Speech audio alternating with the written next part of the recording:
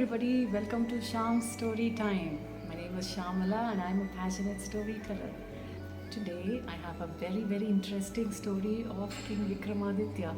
Are you all ready to listen? Today's story is called An Amazing Question. King Vikramaditya, for the person that he was, walked all the way to the drumstick tree, picked up the corpse, hung it on his shoulders and walked towards the crematorium. The vetal that had possessed this corpse started to tell him a story. The story went like this. Once upon a time, there was a king and his son, the prince of the kingdom, hunting in a forest. They went into the depths of the forest. They didn't keep track of time. They kept hunting for a very long time. They were very hungry. Then they had water from the stream that was nearby. They even cooked the meat that they had actually killed that day and relished it so much.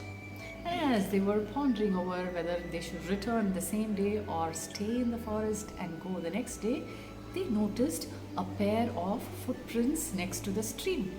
Both of them looked at it very carefully. They understood that both the footprints belonged to two females. One pair of footprints was very small and delicate. The other one was really big. The prince just asked the king, "Can each one of us marry one of these women whose footprints we see here?" The king looked at it and laughed. The prince said, "Oh dear father, don't just smile. You have lost my mother many years ago and you have been staying single since then. I think it's time you find a life partner and I will also marry. What do you say?" The father smiled once again and accepted the offer. He said, "Because you insist, I will marry." The prince said that he would marry the woman whose footprints were very small. And he decided that his father would marry the woman who had larger footprints. Both of them agreed on that and they followed these footprints. After a short while, it stopped just in front of a cave. They went inside. They did see two women and both of them were weeping. Looking at the king and the prince, they both were aghast. They started to cry even more. Then the prince told them, "Don't you worry, we are not going to harm you in any manner. Please come out of the cave." And he brought both of them out. It so happened that both of these women were mother and daughter. One was the queen and the other was the princess. They both belonged to a kingdom that was a little farther away. The prince asked the whereabouts of the king. The queen replied that her husband had died in a war and both of them have been living in the forest last 2 days. The prince and king said, "Don't you worry, you come with us. We will take you to our kingdom. You can live in the palace." So both of them took these two women in their horses and they went to the palace. After reaching there, the prince and the king told both of them what they had planned before, that these two men, the king and the prince, would marry the queen and the princess. The queen and the princess thought about it. It is best to marry right now because they were in danger. If they marry, they will get protection, they thought, and they both accepted. Then the prince recalled to the king, "Remember, father, what we decided upon? You're going to marry the woman that has the larger feet and I would marry the woman who has smaller feet." When they looked at the queen and the princess's feet, they were taken in by surprise. It was the queen who had smaller, delicate feet and the princess had larger feet. They had already planned and the father had given a word to his son. So the father married the princess and the son married the queen as per their initial plan. The wedding happened and both the couples were having a very good time. They bore many sons and daughters and they even had grandchildren as years went by. Now the vetal stopped the story and asked King Vikramaditya, "My dear king, the question for you today is this. Now that the queen and princess have married, the prince and the king respectively, they have had children and grandchildren. How are the children of the queen and the children of the princess related to each other? How would they call each other?" That's the question the vetal asked. Now King Vikramaditya was taken in by surprise.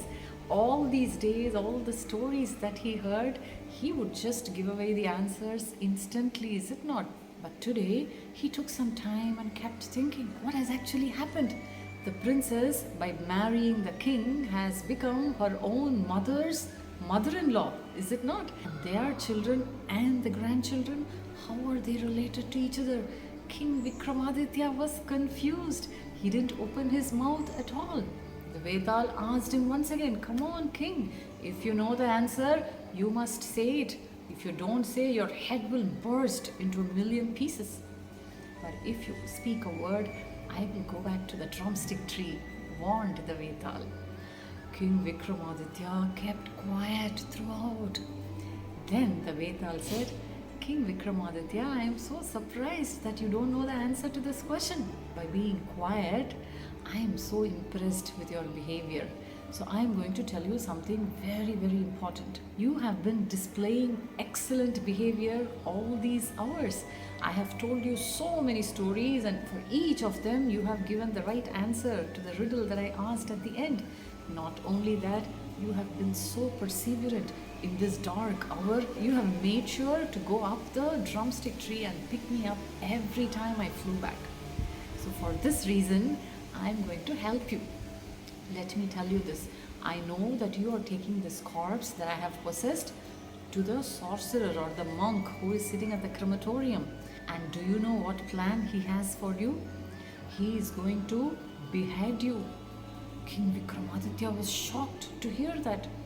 The Vetal continued to tell King Vikramaditya that the sorcerer is waiting for King Vikramaditya's head. King Vikramaditya was visibly upset. He didn't know what to do. He kept quiet though because he didn't want to utter a word, lest the Vetal might fly back to the tree. So the Vetal said, when you give the corpse to the monk, I would have escaped from this corpse. But when he asks you to bow down, he is going to cut your head. At that time, you should tell the sorcerer that you do not know how to bow down and ask him to demonstrate. At that time, the sorcerer will himself bow down. Do not let go of that moment. It's very precious for your life. Pick up your sword, immediately cut the sorcerer's head. And all the powers that he possessed so far will come to you in a positive manner. They are going to make you even more powerful. Take my word, okay? Saying so, the Vetal escaped from the corpse. But the corpse hung on King Vikramaditya's shoulders. King Vikramaditya noted down every little thing that the Vetal had told him now. He continued to walk towards the crematorium, and there he saw the sorcerer. There was a big clearing in the middle of the crematorium, and the sorcerer was seated right in the center of the clearing. He had his eyes closed and he was in deep meditation. Right in front of him were skulls and a bowl full of human blood and so many different things. Those were the things the sorcerer was going to use for the rituals he's going to perform. Did King Vikramaditya get beheaded, or did the sorcerer get beheaded? Wait till the next episode to know that answer. Okay, did you all enjoy today's story? If you did, subscribe to my YouTube channel 𝐊𝐲 You will have access to all the stories that I upload. Every week you get to hear 2 interesting stories. On Saturdays you get to hear a story of King Vikramaditya in English, and on Sunday a Panchatantra tale in Tamil. All from the comfort of your living room, from your mobile phone. Watch, listen and enjoy all the stories. My name is Shyamala and I am a passionate storyteller. I will meet you in the next story. Bye-bye.